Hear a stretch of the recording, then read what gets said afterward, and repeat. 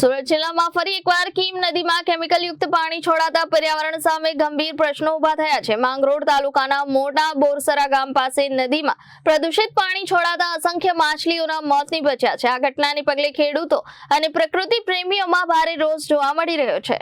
માંગરોળ તાલુકાના મોટા બોરસરા ગામ પાસે કીમ નદીમાં ફરી એકવાર કેમિકલ યુક્ત પાણી છોડવામાં આવતા નદીનું પાણી પ્રદૂષિત બન્યું છે, જેના કારણે નદીમાં અસંખ્ય માછલીઓના મોત નિપજ્યા છે। સ્થાનિકોના જણાવ્યા મુજબ કેટલાક ઔદ્યોગિક એકમો દ્વારા વારંવાર ટ્રીટમેન્ટ વગરનું કેમિકલ યુક્ત ગંદુ પાણી કીમ નદીમાં છોડવામાં આવે છે, જેના કારણે જળચર જીવન પર ગંભીર અસર પડી રહી છે। માછલીઓના મોત બાદ ખેડૂતો, માછીમારો અને પ્રકૃતિ પ્રેમીઓમાં ભારે રોષ જોવા મળી રહ્યો છે। તેમણે જવાબદાર ઔદ્યોગિક એકમો સામે કડક કાર્યવાહી કરવાની માંગ ઉઠાવી છે। આ ઘટનાની જાણ થતા ગુજરાત પ્રદૂષણ નિયંત્રણ બોર્ડ જીપીસીબીની ટીમ સ્થળ પર પહોંચી હતી અને કીમ નદીના પાણીના સેમ્પલ લઈ તપાસ શરૂ કરી છે। માંગરોળ, ઓલપાડ અને હાંસોટ તાલુકાની જીવનદોરી સમાન કીમ નદીમાં વારંવાર થતા પ્રદૂષણને લઈને સ્થાનિકોએ જીપીસીબીની કામગીરી સામે પણ સવાલો ઉઠાવ્યા છે।